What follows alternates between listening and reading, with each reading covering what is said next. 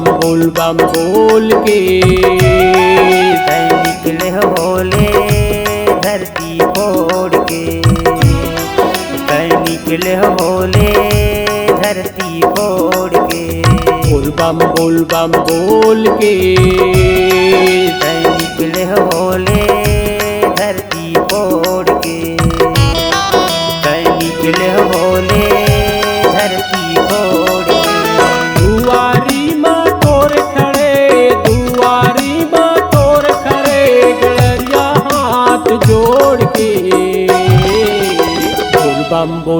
बोल के निकले होले धरती फोड़ के, निकले होले धरती फोड़ के।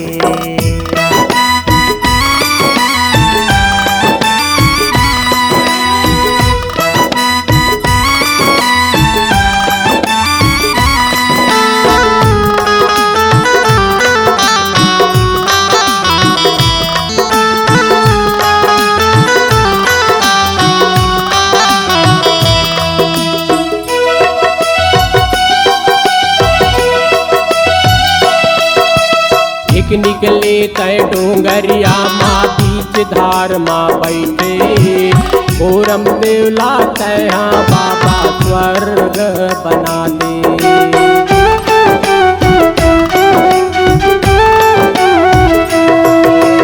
मांग पुन्नी तेरस पर मेला वहाँ बराते। मन्नत पूरा करे बर बाबा छत्तीसगढ़ जानते। मन्नत पूरा करे बर बाबा छत्तीसगढ़ जानते। धतुरा बेल पत्ता तोला गा चढ़ा के। बोल के निकले होले धरती फोड़ के, निकले होले धरती फोड़ के।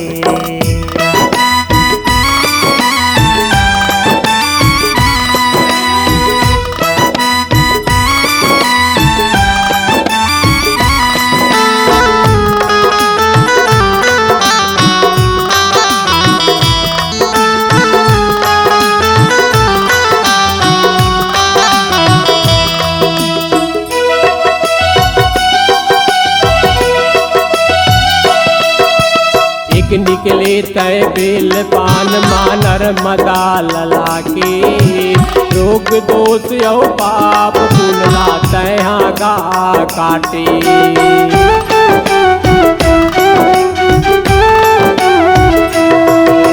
दूर दूर से कांवरिया कांवर लेके आते।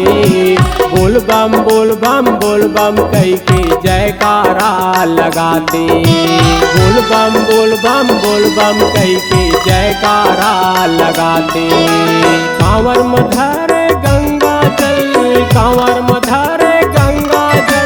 तो लागा चढ़ाते। बोल के निकले होले धरती फोड़ के, निकले होले धरती फोड़ के।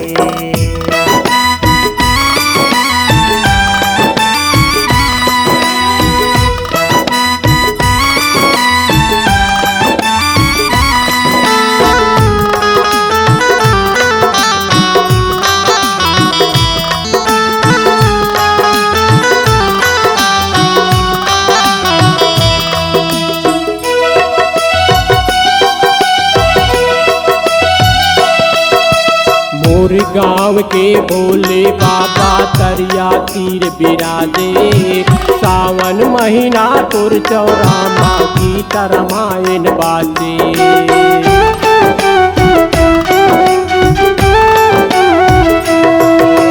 कुंवार महीना तुर अंगना माँ दुर्गा गणेश बढ़ाते।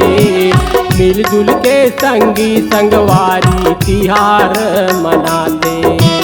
मिलजुल के संगी संगवारी तिहार मनाते।